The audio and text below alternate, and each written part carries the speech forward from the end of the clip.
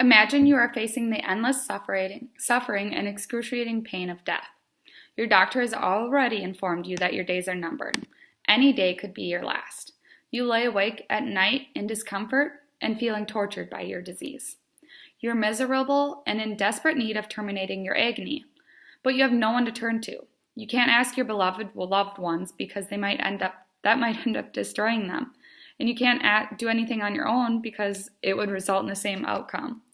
Your last resort is to ask your doctor for help, but they can't do anything for you without breaking the law. It's stunning that when people are facing death in their darkest and most desperate moment in life, nobody can offer a solution to end their suffering due to laws that ban this request. Passing a law to legalize physician-assisted suicide or suicide committed by someone suffering from a severe illness with the assistance of a physician would help patients to die in a good state of mind before they lose control of their body. As a nursing student, I have witnessed the suffering that terminally ill patients have endured.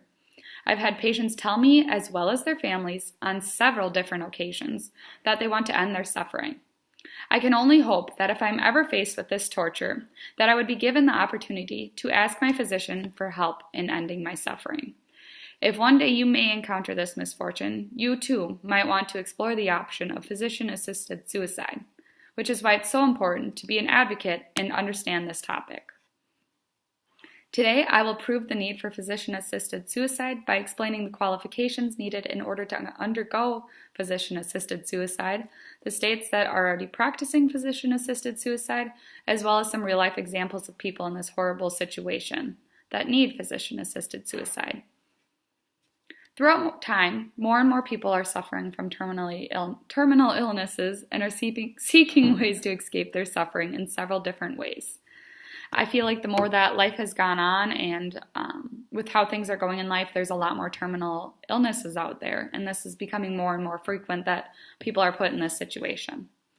According to the New England Journal of Medicine, there have been several accounts in which a patient was suffering and they have chosen to end their life and left their family distraught. For example, Dr. Angel, who I will mention later, was faced with this horrific incident. Pain from prostate cancer drove her father to kill himself with a pistol that he had long kept by his bedside. He didn't feel comfortable asking his daughter, and he couldn't ask his physician to help him. In other cases, a family member or close friend has helped to end the excruciating pain and suffering of their loved one and ended up facing jail time for murder. This is startling because now it's likely someone's going to end up spending a large period of their life in jail or prison when they were really only trying to help their loved one out and do right of them because they knew the suffering that they were going through. This could easily be prevented if physician-assisted suicide was legalized. Patients should not feel like they need to go to this length in order to end their suffering, nor should their families be put through this horrific event. If physician-assisted suicide was an option, neither the patients nor families would have to endure this trauma. Patients and their families are not the only ones who are affected by not legalizing physician-assisted suicide. Doctors and healthcare employees, such as nurses, are witnesses to this terrible suffering that terminally ill patients encounter when treatment or legalized physician-assisted suicide is not an option. According to an article in the New York Times by Dr. Jack Kerchovan, he illegally practiced physician-assisted suicide in the 1990s. He spent 8 years in prison after being convicted of second-degree murder in the death of the last about 130 ailing patients whose lives he had helped to end as they were suffering. Originally sentenced to 25 years in 1999 in a maximum security prison, he was released after assuring the authorities that he would never conduct another assisted suicide.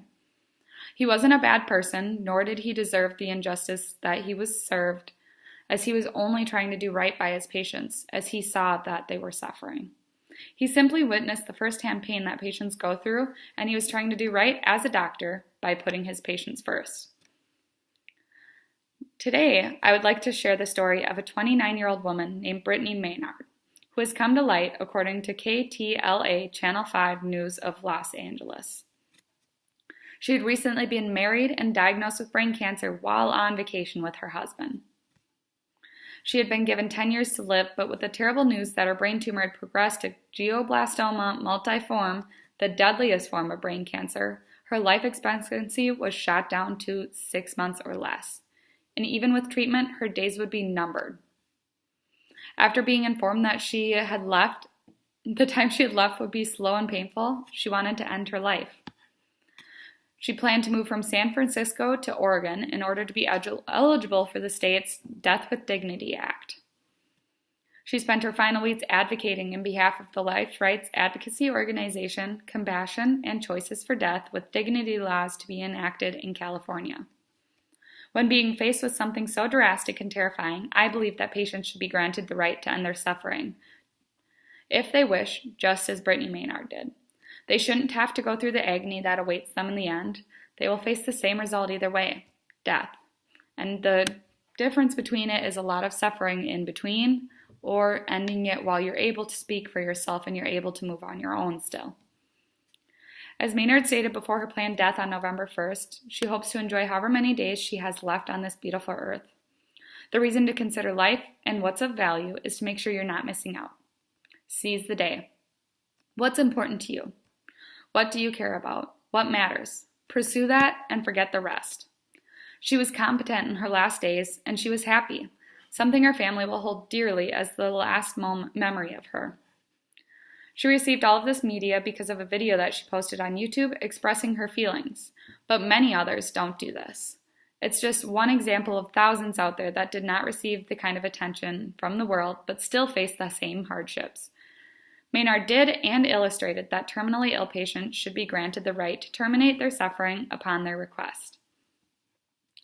Now that you should understand why it's necessary to legalize physician-assisted suicide, let's move on to what I believe to be a solution, legalizing it. Through an exact consensus on the qualifications that need to be met in order to take part in physician-assisted suicide have yet to be determined, there are several things that should be put in place in order to be suitable. According to Michael H. White, in a workable system, the option of physician-assisted suicide would arise only after all treatment options are exhausted. The best of hospice and palliative care has failed to relieve unbearable suffering, and a mentally competent patient continues to request assistance in dying. Then, with the agreement of an outside opinion, a physician would be permitted to prescribe medication that the patient could use to speed up the time of death per the patient's choice. This means the doctor provides the necessary means, but the patient is the one who actually performs the act. This allows the patient to die on their own time, meaning that if the patient were to change their mind, they don't have to go through with taking the prescription, but the option is there for them. The University of Illinois at Chicago College of Medicine compares this to anesthesia, but says it's different than in that in anesthesia is a physical physician actually performs the intervention. Gotta fix that one. According to White, the legalization of physician-assisted suicide would lead to the reduction of patient and family anxiety about future suffering and death, and care and comfort at the end of life would be improved because the patient and their families are prepared for death and don't have to dread waiting for the day that it happens unexpectedly. Dr. Angel, whom I discussed briefly prior to this, is a former editor of the New England Journal of Medicine. She supported a debate held in Massachusetts saying physician-assisted suicide isn't a choice between life and death. It's a choice of the same exact timing and the manner of death, because the patients are still dying. Supporting what Dr. Angel said, I believe that the patients are dead. It just depends when they do pass away and choose to move on. They can no longer live life the way that they have always lived, and if they wish to end their suffering, they should be granted this right. It's not only a way to end patients' pain and suffering, but it's also a cost-efficient alternative to excessive life-saving measures. I know this sounds gruesome, but if you think about how much effort we put in and how much suffering that usually happens due to these treatments that maybe sometimes always don't work, I think it's a good way to put it if you think of it that way. Otherwise, it sounds very gruesome. But LaPuma stated that managed care and managed death through the physician-assisted suicide are less expensive than fee-for-fee service care and extended survival. And less expensive is better in both the ways of price and, I feel, in putting them through suffering treatments such as chemo when it's almost likely and pretty positive that chemo is only going to extend their life by a short amount of time. He also explained that 27 to 30% of the Medicare budget is spent on the 5% of Medicare patients who die each year. It's noted that the expenditure increases exponentially as death approaches, so that the last month of life accounts for 30 to 40% of the medical care expenditures in the last year of life. Too many savings from reduced use of expensive technology interventions at the end of life are both necessary and desirable.